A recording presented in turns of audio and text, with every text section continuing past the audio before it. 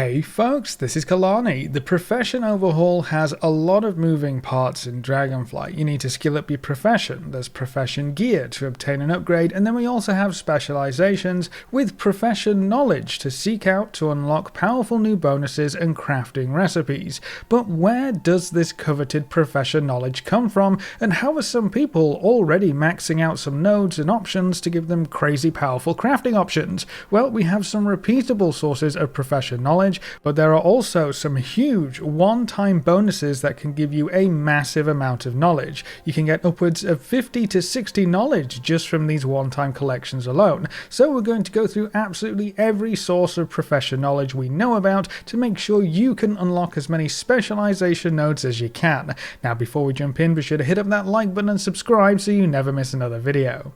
One of the larger sources of upfront knowledge you're going to run into is from first-time crafts. This is super easy to track and take advantage of. All you need to do is craft every recipe you learn at least once. This goes for any and all recipes you learn from the trainers, but also any recipes you get later on from renown farming, random drops, specialization choices, anything. Any new recipe should be crafted at least once. You can see which recipes will give you a first-time crafting bonus by filtering at the top of your profession window. Just check the first time craft bonus box and it will list everything you still need to craft to get this easy profession knowledge. You can also use the crafting order system to craft some of the more expensive items if an order is available, and you will still get your first time craft bonus, so keep an eye out for good crafting orders you can quickly snatch up. Now obviously, gathering professions aren't going to have any first craft bonuses to chase after, but thankfully they do have first gather bonuses. This counts for base herbs, so the nodes that don't have any special bonuses, as well as the empowered herbs. So you should get one knowledge for each type of empowered herb of each type of base herb. This works for mining as well, though because you only have 2 base nodes in Ceravite and Draconium, I think mining actually has access to less first gather knowledge overall.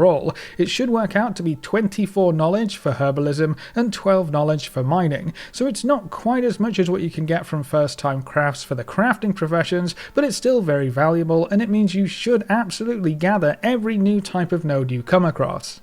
Another great source of quick knowledge are the hidden profession masters scattered around the Dragon Isles. There's one master for each profession, and just talking to the master will give you 5 knowledge for a crafting profession or 10 knowledge for a gathering profession. So that's a really nice one-time bonus that takes maybe 5 minutes to gather up. I'll give you a link to a Wowhead page that has all of the masters and their locations neatly laid out. It's the best source you're going to get for this kind of activity.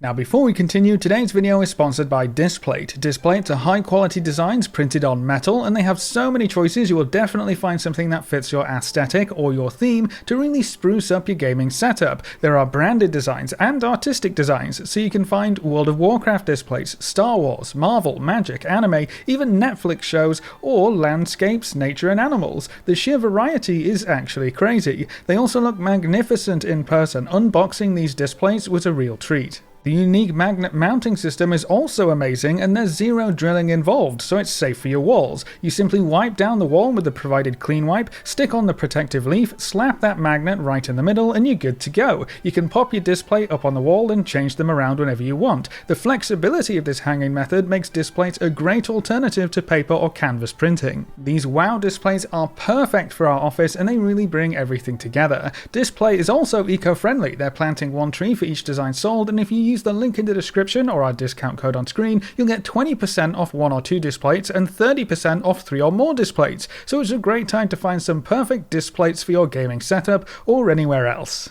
Now getting back to the video, there are also a lot of hidden profession treasures for you to collect. Each treasure will give you +3 knowledge points for your profession, and some professions have up to 9 treasures to collect. That is a lot of free points right there. Wowhead again has a great page that will help you collect these in record time. I'll give you a link to that one as well in the description below. I would recommend using an add-on that can tell you the coordinates of your character or your cursor on the map. My personal favorite is TomTom right now. It also lets you set waypoints to help you play dot to dot on the map with your treasure locations. It's totally worth taking the time to collect these treasures, as you can get over 25 knowledge for some simple treasure tracking and collecting.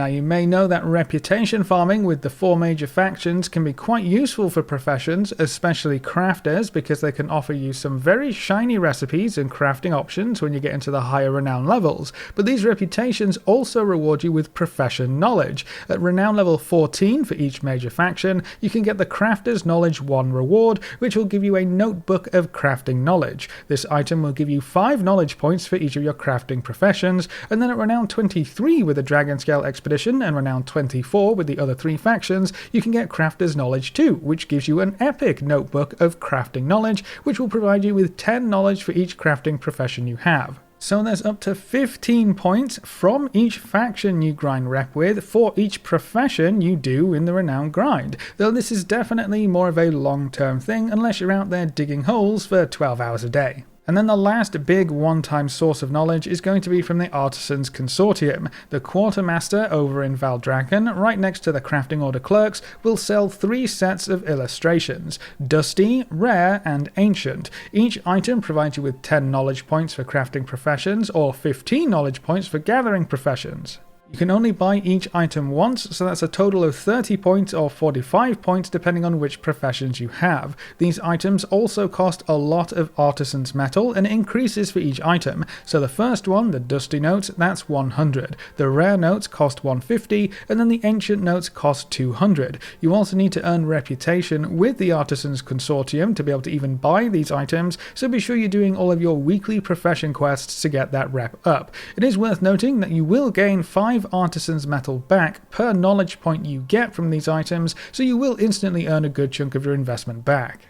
Alright, so that's all of the big one-time knowledge boosts you can go out and get or work towards that give you a massive influx of profession knowledge that will let you unlock quite a few extra recipes, max out a few sub-nodes if that's what you want, and generally just play around with specializations for your professions. So let's now move on to the repeatable stuff. Typically these sources are going to be smaller, but the trade-off is that you can repeat them in at least some capacity. To start with, gatherers can get knowledge simply by gathering. You have a chance whenever you mine a node, pick a herb, or skin a creature to get an item that will give you 1 point of knowledge. There doesn't seem to be any limit on this, and I think the perception stat does increase the chance to get them, so that's cool. But yeah, as long as you are gathering, you'll be slowly accumulating more knowledge points.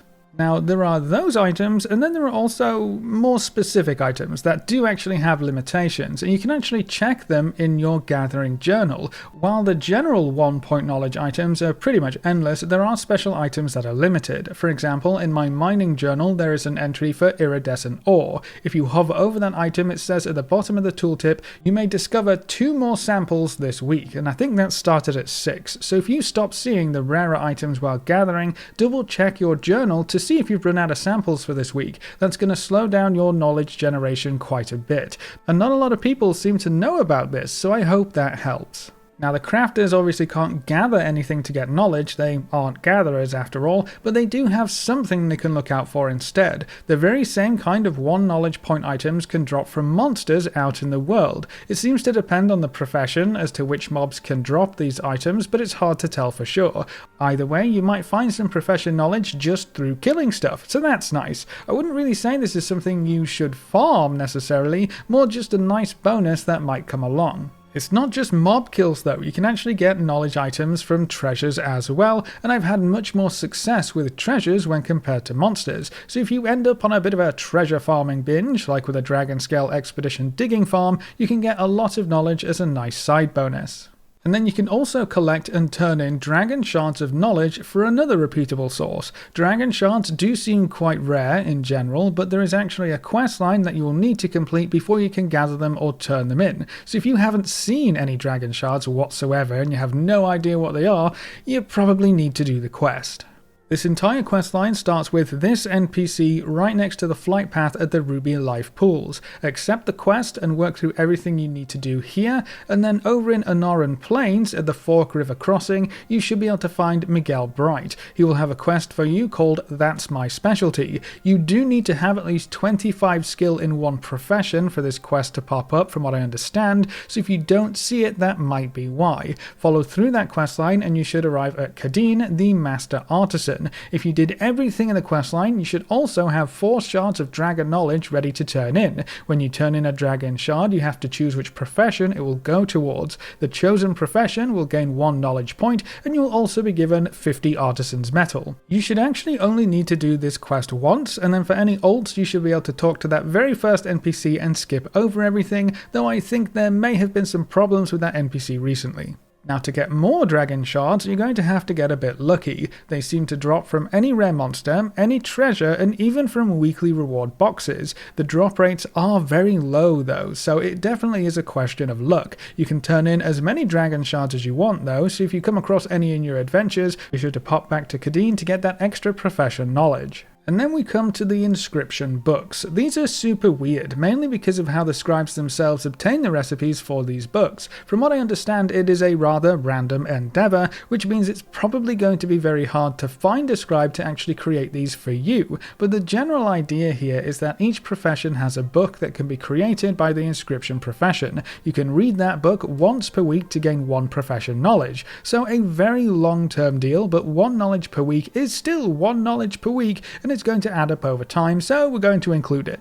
These books are also bind on pickup, which means you cannot buy them from the auction house or directly from a player. You have to pop over to the crafting order clerks in Valdrakken and place a crafting order for them. Thankfully, they aren't too expensive material-wise, so gather all the materials up and set off a crafting order for your profession knowledge books. Hopefully, someone fills it sometime during the week, and you can get that extra knowledge to add to your collection. And then of course we also have the weekly profession quests in Valdrakken. You should have 1 quest to pick up from your respective profession trainer or area once per week. I believe you do need to get to skill 50 in your profession before these quests become available, so if you can't see them yet, that might be why. Each quest asks you to provide specific materials or items, maybe craft something or collect something, depending on what profession you have. When you hand these quests in, you'll get an item that provides you with 3 profession knowledge. Now there is another set of weekly quests for crafting professions right next to the crafting order clerks. You're looking for the gnome and the tuskar right here.